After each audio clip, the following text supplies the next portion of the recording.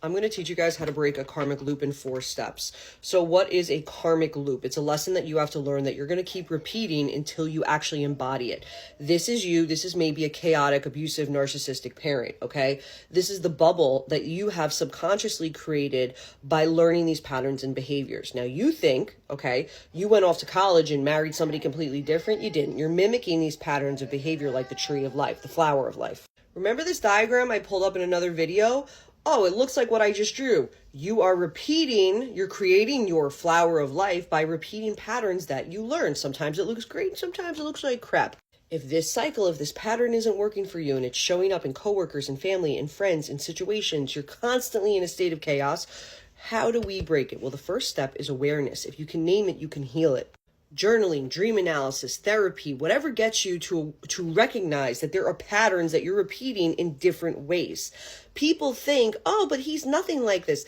But then he is. Then 5 years go by and they're like, oh my God, I married my father. Like, you got to be aware, okay? So journaling, shadow work, therapy. The second thing is ownership. Instead of blaming people, instead of blaming my life is so shitty, what is this trying to teach you? I hate to break it to you, most of us, if you're on this page, you're probably breaking generational curses. The burden of responsibility is on you. I don't know what to tell you. If you don't do it and you don't fix this cycle, guess what? Your kids are going to have to fix it. Step number 3 is a shift response. Remember in my video about narcissism the other day, you're going to have to shift something, a strong boundary. You are going to have to decide, and I mean really decide, that you don't want to live in this cycle. And some people can't do it for themselves. They really can't. They get out of the car, they can't do it. They want to do it, or they convince themselves that it's not so bad.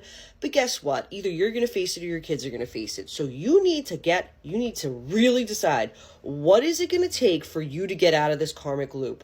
I'm not going to see that toxic person. I'm going to move out. I'm going to get divorced. I'm getting a new job. I'm choosing me. And you put a stop to it. Strong boundaries, physical, mental, emotional, whatever it takes. You got to shake up your matrix, your reality.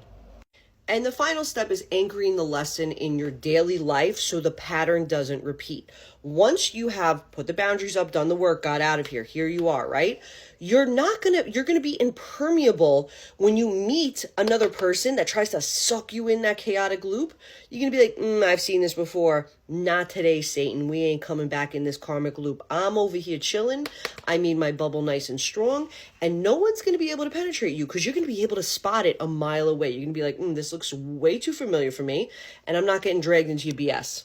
A karmic loop, a new relationship, a new pattern is just the universe's way of like saying, hey, you missed it. You're not getting the lesson. I'm sorry.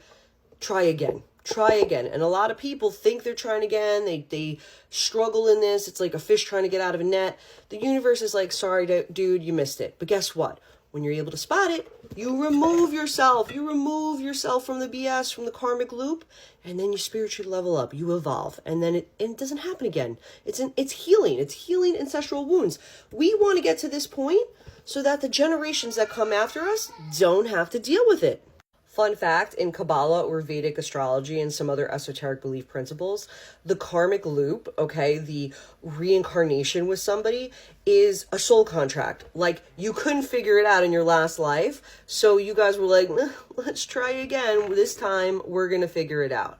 And it doesn't always look pretty. It looks messy and it looks sloppy, and sometimes it's painful. But you know what comes from pain? It comes from growth.